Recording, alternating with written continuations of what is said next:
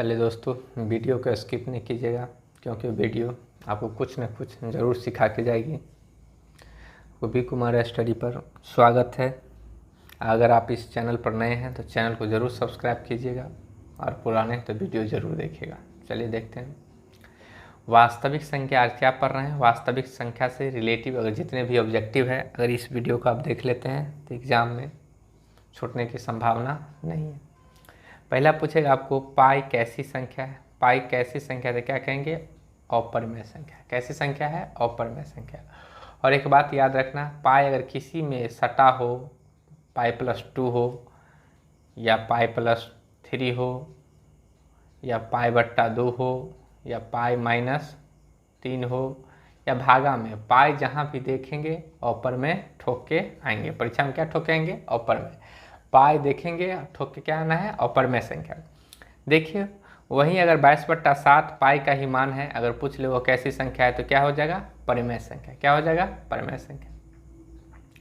फिर देखिए अगला सवाल है सबसे छोटी अभाज्य संख्या। अभाज्य संख्या किसको कहते हैं? ऐसी संख्या जो एक अथवा स्वयं से विभाजित हो उसे क्या कहेंगे? अभाज्य संख्या। अगर ये ऐसी बात नहीं समझ में आती तो ऐसे समझिए दोस्तों, जो गांव में बागर होता है आदमी, किसी का बात करता है नहीं करता, खुद का बात करता है, उसी को अभाज्य संख्या कहते हैं। जैसे देखिए 2 खुद से कटेगा और बाकी किसी से नहीं कटेगा। 3, 5, 7, 11, 13 खुद से कट रहे थे, ये सब क्या हो गया? अभाज्य संख्या। तो यहाँ पूछ रहा है सबसे छोटी अभाज्य संख्या। तो सबसे छोटी अभाज्य संख्या कितना हो गया दोस्तों? 2। फिर आपसे पूछेगा सबसे छोटी अभाज्य सम संख्या, तो ये भी कितना हो जाएगा? 2। चलिए आगे देखते हैं। फिर पूछेगा आपसे सबसे छोटी अभाज्य विषम संख्या, तो आंसर कितना हो जाएगा? 3। देखिए अभाज्य संख्या कुछ समझ लीजिए, ये इम्पोर्टेंट है। इससे एक ऑब्जेक्टिव एग्जाम में फिक्स है, कोई नहीं रोक सकता है, 12वां भी नहीं रोक सकता है। अगर अभाज्य संख्या से एक ऑब्जेक्टिव नहीं पूछा, ऐसा हो ही नहीं सकता है। देखिए इसका परिभाषा, एक अथवा स्वयं से विभाजित होने वाली संख्या को क्या कहते हैं? अभाज्य संख्या। चलिए देखते हैं एग्जाम्पल में। 2, 3, 5, 7, 11, 13, 19, 17, 29, 31 ... अनेक हो सकते हैं। ये सब देखिए दोस्तों स्वयं से विभाजित हो गए। 7 केवल 7 से होगा, 11 केवल 11 से होगा, 5 केवल 5 से होगा, 3 केवल 3 से होगा, और किसी से होने वाली है? नहीं होने वाली। तो ये सब क्या हो गया? अभाज्य संख्या। फिर पूछेगा सबसे छोटी प्राकृतिक संख्या। तो गिनती की संख्या को क्या कहते हैं? प्राकृतिक संख्या। तो प्राकृतिक संख्या कहाँ से स्टार्ट होता है? 1 से 1, 2, 3, 4, 5। सबसे छोटी पूछ रहा है तो सबसे छोटी प्राकृतिक संख्या कितना हो जाएगा? 1। अगला सवाल है सबसे छोटी पूर्ण संख्या। देखिए सबसे छोटी पूर्ण संख्या, तो पूर्ण संख्या कहाँ से स्टार्ट होता है? 0 से। 0, 1, 2, 3, 4, 5 ... इन्फिनिटी। तो सबसे छोटी पूर्ण संख्या पूछा था, कितना हो जाएगा? 0। फिर आगे देखिए सबसे छोटी सम संख्या। सम संख्या वह संख्या होती है जो 2 से विभाजित हो जाए। तो सबसे छोटी सम संख्या कितना हो जाएगा? 2। अगर पूछे एग्जाम्पल 2, 4, 6, 8, 10, 12, 14, 16, 18, 20 कितना हो जाएगा? इन्फिनिटी तक। यानी सबसे छोटी सम संख्या पूछेगा तो आंसर कितना हो जाएगा? 2।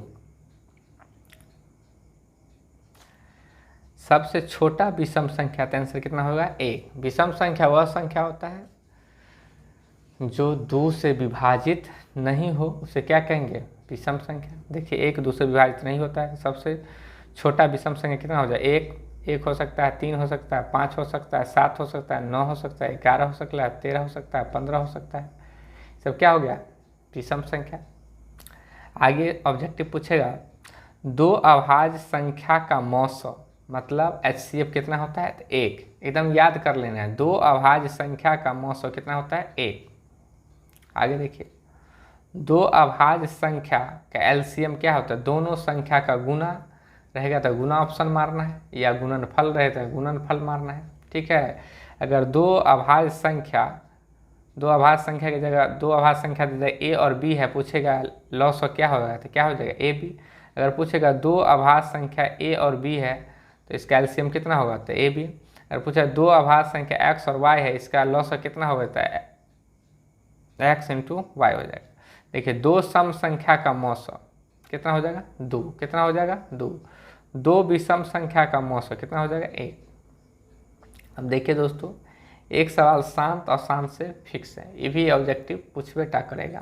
तो देखिए शांत क्या है, किसे कहते हैं? जिस भिन्न के हर में सिर्फ 2 तथा 5 का गुणनखंड हो वह शांत होगा। भिन्न के हर में सिर्फ 2 तथा 5 का गुणनखंड हो तो क्या हो जाएगा? शांत। और 2 और 5 के छोड़ के कोई और चीज़ का गुणनखंड हो जाए, जैसे 3, 7, 11 कुछ हो जाए तो क्या हो जाएगा? अशांत। क्या हो जाएगा? अशांत। चलिए एग्जाम्पल से समझते हैं। देखिए दोस्तों, जैसे 3/16 कितना दिया है? 3/16। ऊपर में कुछ करना नहीं, नीचे को हमको देखना है। तो ऊपर में 3, 16 को फैक्टर के देखिए 2 गुने 2 गुने 2 गुने 2। नीचे में क्या मिल रहा है? खाली 2 2, तो क्या हो जाएगा? शांत। क्या बोले? 2 और 5 रहेगा तो शांत, या सिर्फ 2 रहेगा फिर भी शांत, सिर्फ 5 रहेगा फिर भी शांत, 2 5 रहेगा तब भी शांत, 2 5 के छोड़ कर कोई भी संख्या आ जाए तो क्या हो जाएगा? अशांत। अगला देखिए 7/15। चलिए 7 फैक्टर करते हैं 15 के, तो क्या होगा? 3 गुने 5। देखिए यहाँ क्या आ गया? 3, तो क्या हो जाएगा? शांत। कहिएगा 5 तो यहाँ भी है, हम क्या बोले? 2 और 5, या सिर्फ 2 रहना चाहिए या सिर्फ 5 रहना चाहिए। यहाँ 3 और 5 है, इसलिए क्या हो जाएगा? अशांत हो जाएगा। एक और एग्जाम्पल देखते हैं। 7/18। देखिए 7, 18 को फैक्टर करिए, 3 गुने 3 गुने 2। देखिए यहाँ भी 3 है और 2 है, तो 2 तो है मगर यहाँ क्या चलाया? 3, इसलिए क्या हो जाएगा? अशांत। देखिए 60/20 कितना है? 7/20। तो 7, 20 का फैक्टर किया 2 गुने 2 गुने 5।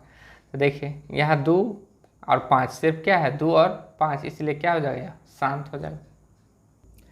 सवाल नंबर 15 में देखिए दोस्तों क्या कह रहा है? परमेय संख्या को चुने।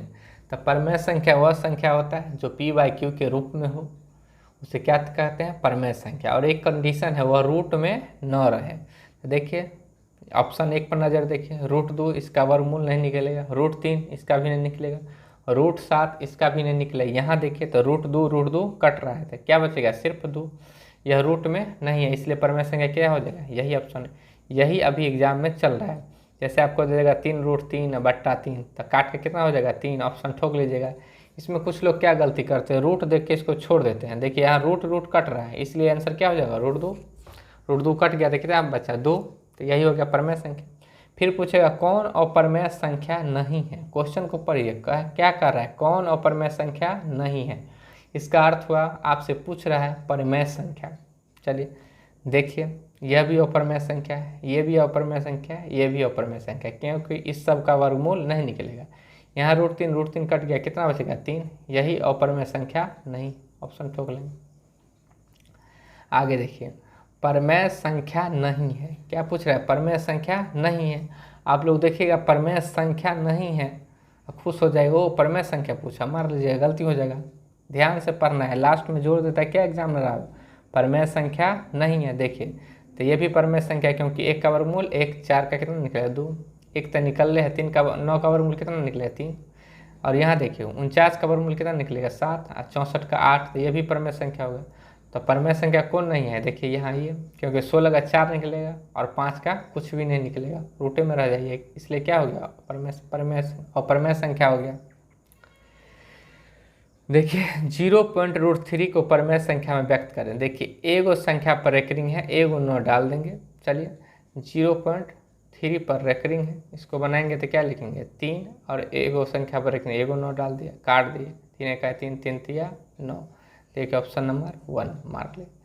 अब देखिए 1000 का पावर 0 का मान कितना होगा? 1। कोई भी संख्या का पावर 0 का मान कितना होगा? 1। अगर आपसे पूछे a का पावर 0 कितना होगा? 1। क्या होगा? 1। 1000 पूछे या 100 के पावर 0 पूछेगा, कितना हो जाएगा? 1। 5 के पावर 0 पूछेगा, क्या हो जाएगा? 1। m के पावर 0 पूछेगा, कितना हो जाएगा? m। देखिए अगला ऑब्जेक्टिव है π+2 क्या है? तो अपरमेय संख्या। याद रखें, पाई कहीं सट्टा अपरमेय हुआ, पाई कहीं सट्टा अपरमेय हुआ। वीडियो अच्छा लगे तो लाइक, शेयर और चैनल को ज़रूर सब्सक्राइब कीजिएगा, क्योंकि हम जो पढ़ा रहे हैं वो एग्ज़ाम के दृष्टि से बहुत महत्वपूर्ण है और एकदम निचोड़ क्वेश्चन पढ़ा रहे हैं। धन्यवाद।